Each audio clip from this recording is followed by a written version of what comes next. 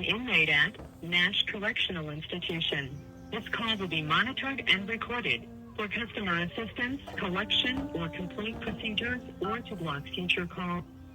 Thank you for using Global Tel Link. Assalamu alaikum. Yeah, wa alaikum salam, brother. How you doing? I'm good. You know how we do, making the best of it. Yes, sir, man. This is brother Kwame Teague, man. He's the first guest that is contributing to this series of honoring our men. So for this series for the month of June, we'll be talking about fatherhood. We'll be talking about, things that men go through. We'll be talking about emotional intelligence.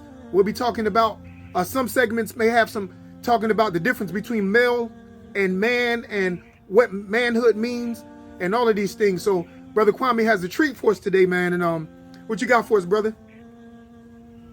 Yeah, I as always, man, I appreciate this opportunity to share, man. And I wanna talk about the lesson that I learned from my father, God bless his day. Abu Jamal, James Teague. James Teague was a very, I don't want to say controversial figure, but he was definitely someone that if you met him, you remembered him, right? My father taught me a lot. One of the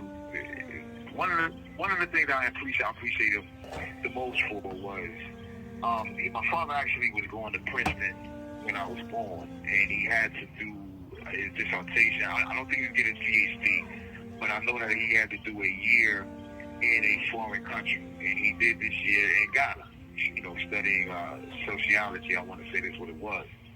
But him and my mother stayed there for that year, and during that year, my mother became pregnant, and at the same time, I came out of my mother's stomach in Ghana, excuse me. And my father, not knowing at the time that because they're U.S. citizens, I'm a U.S. citizen too, he wanted me to be a U.S. citizen. So he got me a birth certificate over here. He came. This call is from a North Carolina correctional facility.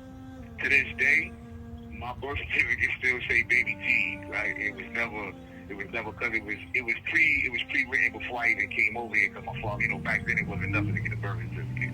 But I love him for abrupting his life for mine, right? That's the lesson that I get from that. And he did that several times over. He gave me Islam, right? He raised me Muslim, but he also raised me conscious of my blackness. And that's reflected in my name, because he wanted me to be black first. That's why my name is Kwame, which means in Ghana, the names are based on the day that you're born.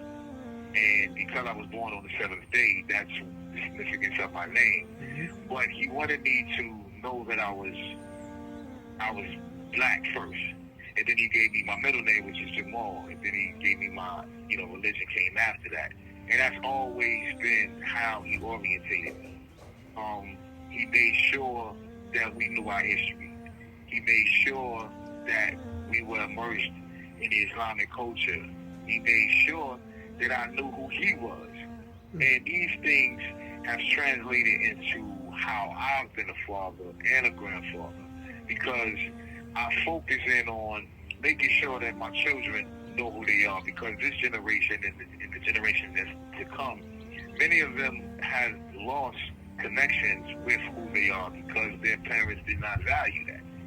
And I think it's important to do that, because if you don't know who you are, the world will tell you. And when they tell you, it's not going to be your identity. It's going to be a manufactured one, right? And so I really appreciate that he gave me that. My father also gave me some wisdom about how to identify reality, right? And how to correlate with your reality, even if it's not the reality you want. And that really resonated when I got incarcerated, because he said, if you can't realize your ideals, then you idolize your reals. And he was basically telling me if I couldn't be where I wanted to be, then I had to make the best of the situation where I was. And that's what I'll strive to do. And each and every one of us has goals and objectives, but every day I wake up with a new one. And I've accomplished a lot in here, and I appreciate the fact that I have, but at the same time, I want to accomplish a lot more. And every time I do, I always think about how he pushed that and pushed me through. He passed away in 2019. I was able to go to his janazah, which was kind of strange because of how state react. And you know, with the Muslims, you know that you can't the janazah, the burial can't take place longer than 3 days. And the burial and the washing had to take place at a particular time for that first day. And so we got it approved within 20 minutes. And I really appreciated the state for making sure that I got there and I was able to see him buried. I mean, to have that last moment with him. I wasn't able to be a part of the washing, but I was able to have that moment with him before they did bury him. And that it brought closure. You know, it was definitely needed. So I still have his obituary as far as the paper. I mean, the picture that I knew so well, I grew up with on the mantle. I had that's the picture that they use. And, you know, so I definitely learned a lot from my boy, and I appreciate him. And he's helped to make me the man who I am. So therefore, I can only say good things about him. Okay, man, listen, we really appreciate that. We were incarcerated together, of course, and I was able to meet your father at Pasquotank during one of the Eids. And man, you guys are twins, man. You look just alike. He was just an older version of you, man. So, Brother Kwame, before we go, tell us how, you know, if anybody listening to this, if they want to be able to link up with you and maybe communicate, write you, how can they go about doing that? Well, one of the things is you can reach out to my PrisonRiotRadio.com. Prison Riot Radio is a platform for the incarcerated and formerly incarcerated. We want to make sure that those people who don't necessarily have a voice, we want to provide that platform. We don't necessarily provide a voice for the voiceless. We provide a platform to give them voice because I think everybody should be able to speak for themselves. You can also write. And you said that was PrisonRiotRadio.com, correct? Prison Riot Riot, R-I-O-T, Riot, PrisonRiotRadio.com, yeah. Okay. All right, that's one way. How else can they reach out to you?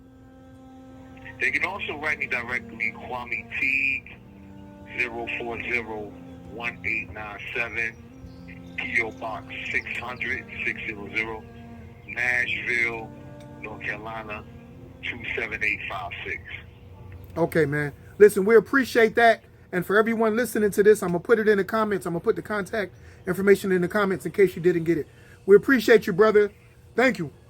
Absolutely.